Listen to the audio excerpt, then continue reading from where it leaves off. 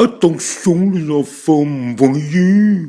La vidéo de Killer Bee va commencer, voyez. Alors n'oubliez pas la cloche et réagissez à ce que vous allez entendre, voyez. Bon visionnage les abeilles, voyez. Bzz les abeilles et bienvenue sur Killer Bee, ici Nil le Soubéran et il y aura probablement aussi Happy End. En fait je viens de terminer un bouquin de Rick Riordan qui s'appelle Magnus Chase, c'est le tome 2, c'est le marteau de Thor. Et c'est juste un truc de fou en fait, donc du coup je voulais en faire une review. C'est, là j'ai... je l'avais même pas prévu mais je l'ai à côté. C'est l'auteur de Percy Jackson, donc hop, que vous voyez là. Qui a fait autre chose, il y en a un ici, mais il y a un truc derrière. Qui a fait, ça c'est quoi? Ouais, par exemple, voilà, qui a fait, hop, les Kane Chronicles, où je dois avoir des héros de l'Olympe par là, mais je sais pas où. Il y a certainement un tome ou deux. Il y en a un ici, mais il est en dessous du micro. Bref, donc... l'auteur des héros de l'Olympe, de Apollon, des nouvelles avec Carter, Percy, Annabeth, Sadie et tous ensemble. Enfin, il a fait tout un tas de séries. Il a fait Magnus Chase, donc qui se passe dans l'univers des dieux nordiques, avec le cousin d'Annabeth Chase, qui est la petite copine de Percy. Donc, je vais juste commencer par la fin, en fait, parce que c'est juste énorme. Il y a Annabeth qui discute, comme à la fin du 1, elle discute avec son cousin. Et à la fin du 1, ça coupe, on ne sait pas ce qu'ils se disent, et on l'apprend dans le 2. Sauf que là, en fait, ça s'arrête, où elle dit « Bon, j'y connais rien en dieu marin, il est temps que je te présente mon petit ami, Percy. » Bam! Moi, je m'attendais à un chapitre, tu sais, j'avais pas vu, je l'ai en e-book celui-là. C'est l'un des rares que j'ai en e-book. Je tourne et je vois, bam, plus rien. J'étais, mais c'est Rick Riordan, c'est un truc de fou. Il te fait des trucs de malade à chaque fois. Et là, c'est un exemple. Je sais pas si vous vous souvenez pour ceux qui ont lu, parce que là, ça va vraiment s'adresser à ceux qui ont tout lu de Rick Riordan. Ceux qui ont lu les héros de l'Olympe, les 2 premiers tomes, comment ça se passe. Premier tome, Percy disparaît. On sait pas ce qui se passe. Il y a Jason qui apparaît, et pas Jason, hein, ne pas confondre. Hein, c'est pas parce qu'il porte le nom du dieu, du héros grec.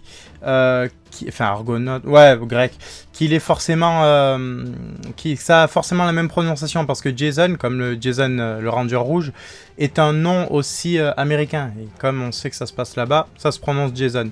Bref, il apparaît, et on sait pas d'où, il est là en remplacement, et là à la fin on sait que Percy a été échangé avec lui, que Percy se trouve chez les Romains, et bam, pareil, à la fin du 2, tac, on arrive sur le bateau qui va débarquer l'Argo 2.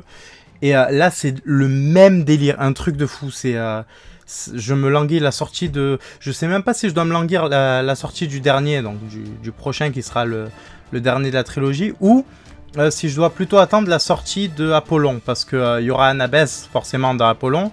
Il y aura certainement un très gros rôle de Percy, mais à voir. En tout cas, tout ça, ça nous souligne un truc. C'est un truc j'y pense depuis un très long moment. Avengers, Rick Riordan. À mon avis, là, va y avoir les 7 de la prophétie plus Nico. Le petit copain de Nico, certainement. Qui est un fils d'Apollon, je crois. Oui, fils d'Apollon. En plus de ça, on va nous rajouter donc Carter et tout son homme. Je crois que c'est le Gnome 21. Avec Félix et ses pingouins là, avec Jazz, avec Anubis qui les a rejoints en fusionnant avec je ne sais plus comment il s'appelle. Bref, ça va être un truc de malade. Je pense qu'on va peut-être avoir droit à une autre série avant quand même. Je pense même qu'Apollon les rejoindra, parce que j'ai pas envie. En fait, c'est pas que j'imagine ou que j'imagine pas, c'est que j'ai pas envie que la série d'Apollon se termine en un Apollon qui redevient un dieu, en fait. J'ai bien envie de le voir continuer avec des pouvoirs plus puissants, certes, mais de le voir continuer dans cette équipe de Percy, là. Ça peut être un truc de fou.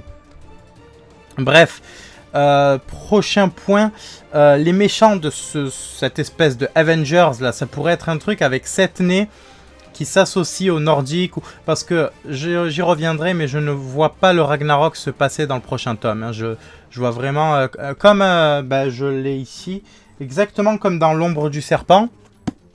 C'est-à-dire que Apophis a été poussé, on va dire, a été mis de côté.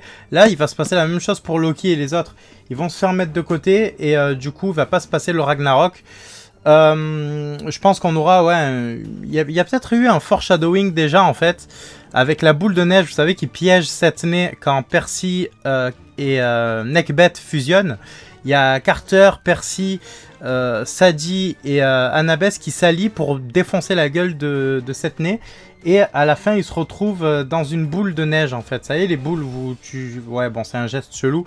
Mais les boules où tu as juste à secouer et tu as la neige qui remonte, les boules à neige là. Ils se retrouvent dans un truc comme ça. Donc je pense que le froid, la neige, viking, nordique, tous ces stéréotypes très rapidement liés, ça peut mener justement à un foreshadowing. Parce que oui, on n'est pas dans One Piece, mais les foreshadowing, ça existe de partout quand même. On peut même supposer à d'anciens empereurs, pas du style de Néron, mais plus en mode César ou quoi, parce qu'on sait que Rick Riordan aime bien mettre des immortels, enfin des personnages historiques, pardon, en tant qu'immortels dans ses histoires. César n'était certainement pas assez mauvais pour être parmi les 3 grands empereurs de la série d'Apollon. C'est pas un Néron quand même, tu vois, il est pas mauvais, il a pas un mauvais fond. Donc je pense pas le voir parmi les 3 grands empereurs. Après peut-être qu'ils nous ont teasé Néron en tant que gros méchant et que derrière ça sera des sous-fifres un peu plus gentils.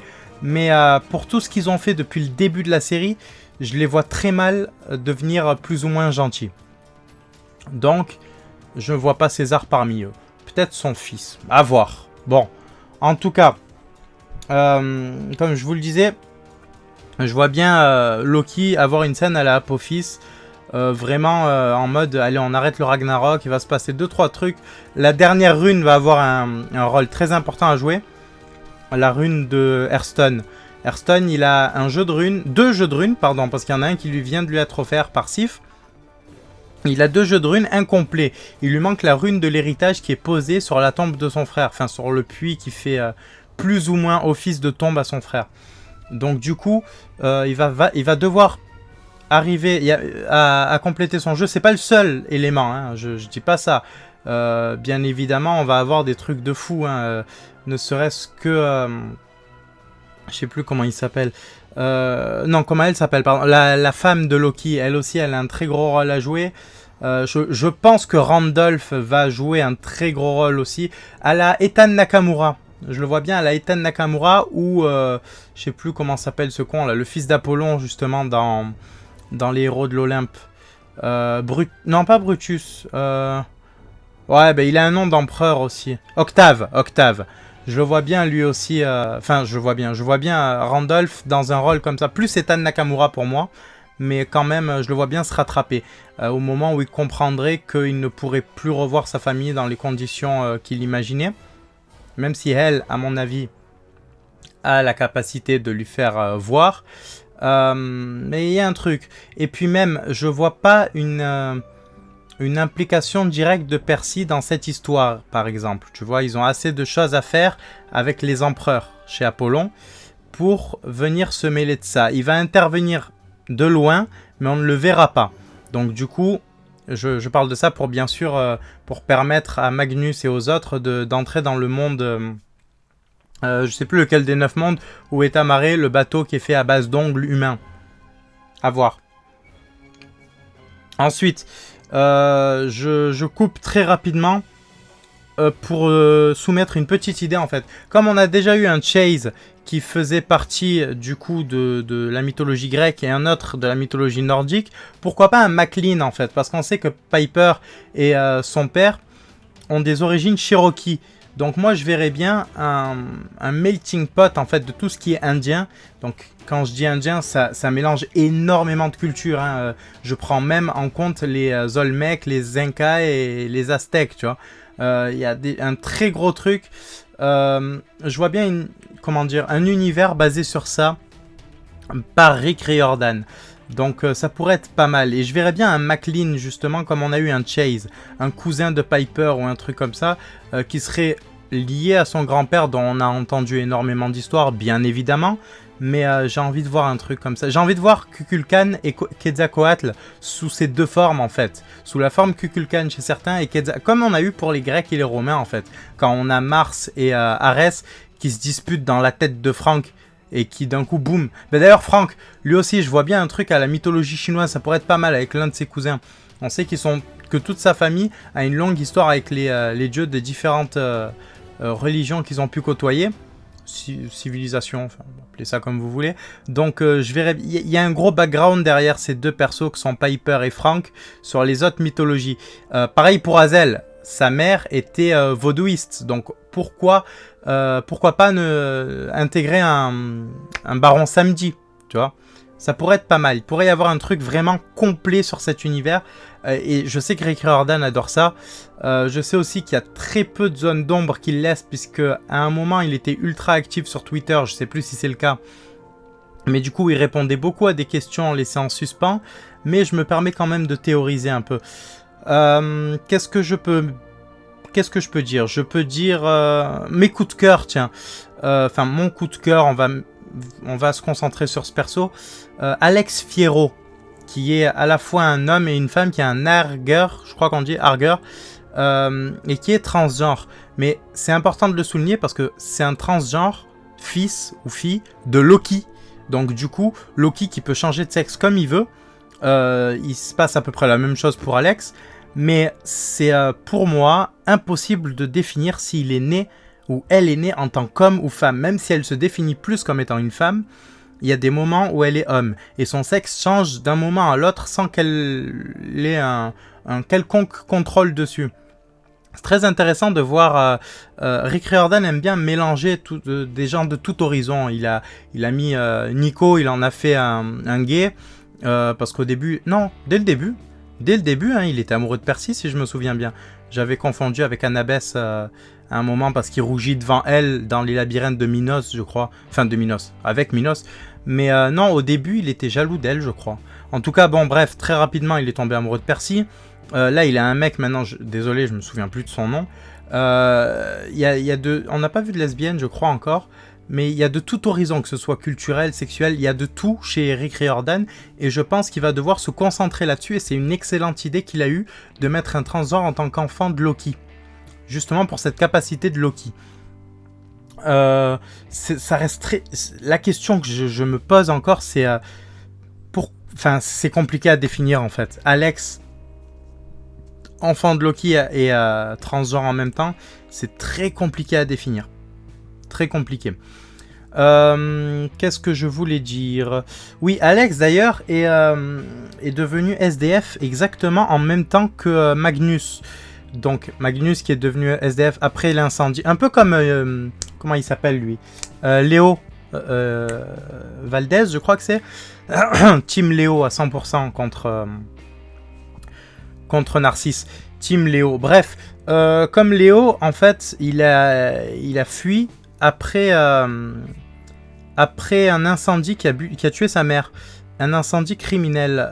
Je crois que Léo, c'est lui qui l'avait déclenché, je sais plus. Mais en tout cas, c'est pas Magnus et les loups qui l'ont déclenché. Et les loups ont été envoyés par Fenrir, qui est un enfant de Loki. Donc du coup, je pense que Loki a été plus machiavélique dans le sens Machiavel, hein, bien sûr, plus préparateur depuis le début de cette histoire, depuis la fuite, même avant de Magnus. Je pense qu'il avait tout préparé. On voit d'ailleurs que c'est lui qui, plus ou moins, fait couler le navire de Randolph, qui tue sa famille dans le naufrage, donc je pense qu'il y avait un très gros truc au niveau de cette famille, et que du coup, il planifie tout ça depuis très longtemps. Très très très longtemps.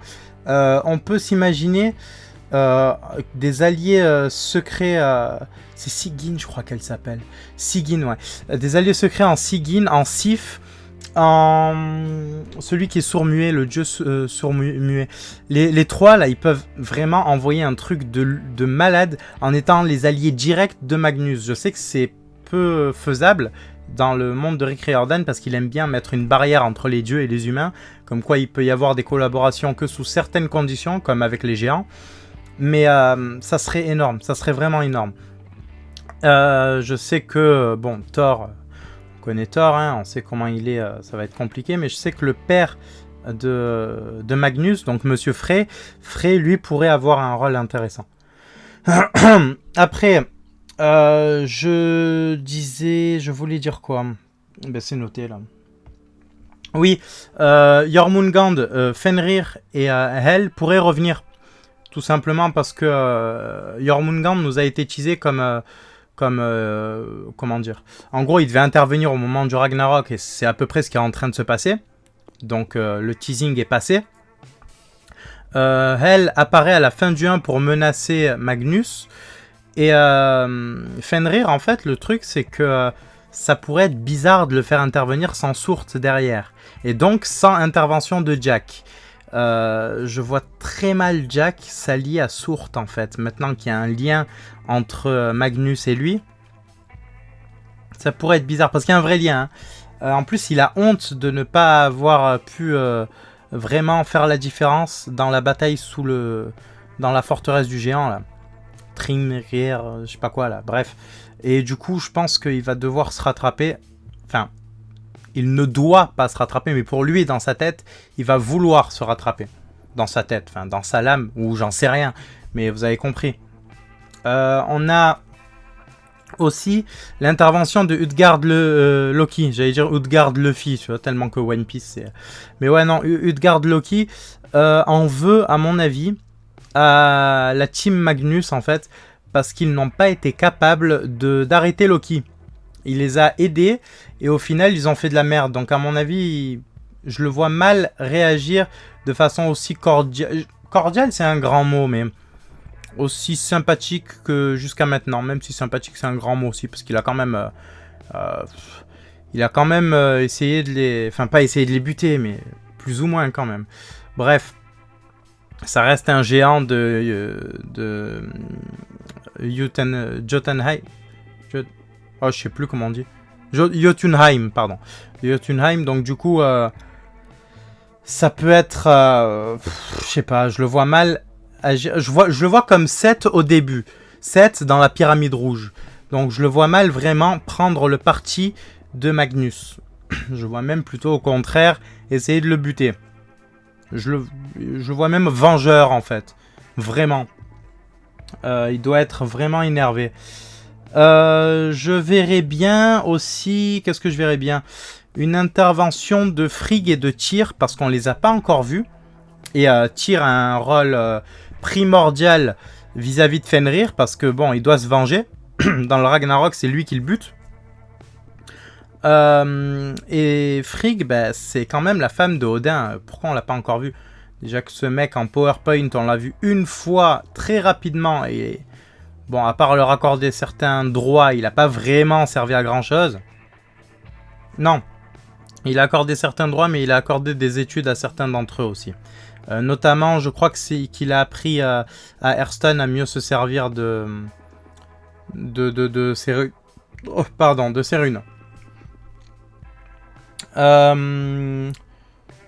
Il y a quoi?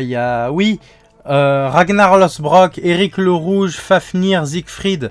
Je les vois bien intervenir. Surtout Siegfried, en fait. Il nous est teasé en tant que Sigurd, c'est son deuxième nom. Ça dépend des textes. Sigurd, je le vois vraiment bien intervenir. Fafnir, c'est un peu plus compliqué. Fafnir était un nain à la base. Et là, on a Alderman, je crois qu'il s'appelle, le père de Hearthstone, qui a l'anneau unique, qui est à peu près le même que dans le Seigneur des Anneaux. Je vous ferai une vidéo. Pardon, je vous ferai une vidéo dessus.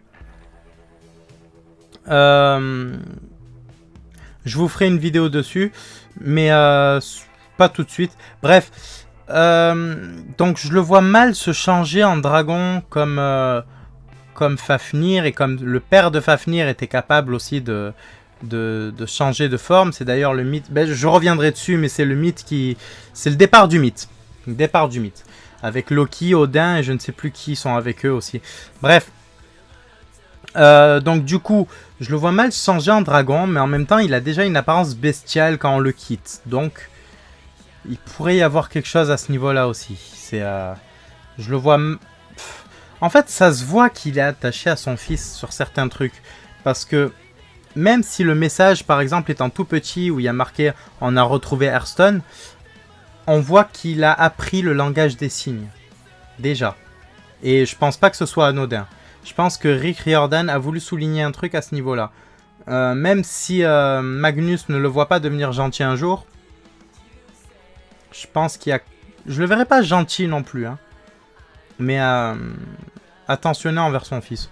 Il va vouloir se rattraper à un moment ou à un autre. Enfin, le trône d'Odin, merci à mon mémo qu'il y a ici. Le trône d'Odin, en fait, je pense que Magnus va monter dessus à un moment ou à un autre, alors qu'il ne le voudra pas. Il sera obligé de le faire. Ce trône, c'est un peu pour ceux qui suivent les DC Comics comme le trône du dieu de technologie, le trône de savoir du dieu de la technologie, ouais. Dans Batman. Batman s'assoit et il pose les questions qu'il veut, il demande qui a tué ses parents. Il avait la réponse, c'est pour vérifier que le trône marchait. On lui répond et il demande qui est le Joker, on lui répond. Donc je pense que ça va être un truc comme ça. Ça nous a été teasé que Frey a échoué sur ce trône. Donc je vois bien le fils rattraper la chose en fait. Je sais pas pourquoi. À un moment ils vont devoir localiser quelque chose certainement. Mais je le vois bien vraiment se servir de ce trône. Pourquoi il nous a été mis dans le 1 si c'est pour ne pas s'en servir, on nous l'a bien teasé dans le 1 parce qu'il y a plein de trucs dans le 1 qu'on oublie, hein. Mais il nous a été teasé plein de choses qui peuvent être intéressantes. Il y a quoi encore là je vais faire, si je suis bien le programme de ce qui a marqué sur le PC, je vais faire les coups de cœur. J'en ai deux. Je vous ai déjà parlé de Alex. Et le deuxième coup de cœur, c'est un truc, c'est une scène énorme. T'as Thor qui arrive, qui récupère son marteau, et à ce moment, t'as la géante qui débarque, qui fait « Je vais tous vous tuer !» Bam! Il lui envoie une seule décharge, il l'atomise. Mais quand je dis atomise, c'est il reste pas un seul atome de cette géante, tu vois. C'est un truc de fou. Et mais ça m'a fait... Il y a aussi 2 ou 3 trucs quand même, hein, genre... c'était quoi? Il lui a présenté son genou et le genou a gagné. Enfin, il y a 2-3 trucs comme ça. Quand c'est à la première personne, c'est toujours drôle chez Riordan de toute façon. Enfin, voilà. Qu'est-ce que je voulais dire? Ma review est terminée. J'espère qu'elle n'a pas été trop longue. J'ai pas vérifié. Bis à vous. N'hésitez pas à vous abonner, à lâcher un pouce bleu, à me dire ce que vous en avez pensé en commentaire. J'espère qu'il y a beaucoup de lecteurs et lectrices de Rick Riordan, parce que ça va vraiment faire un truc de malade. Qu'est-ce que je voulais dire? Oui, n'hésitez pas à regarder nos anciennes vidéos. Suivez-nous sur nos réseaux sociaux. Je vais essayer de l'afficher quelque part là. Voilà, suivez-nous sur nos réseaux. Et je crois avoir tout dit. Bis les abeilles. Et à très vite. Je vous demande de vous abonner à Killer Bee. Vous entendez? Killer Bee. Et pas autre chose.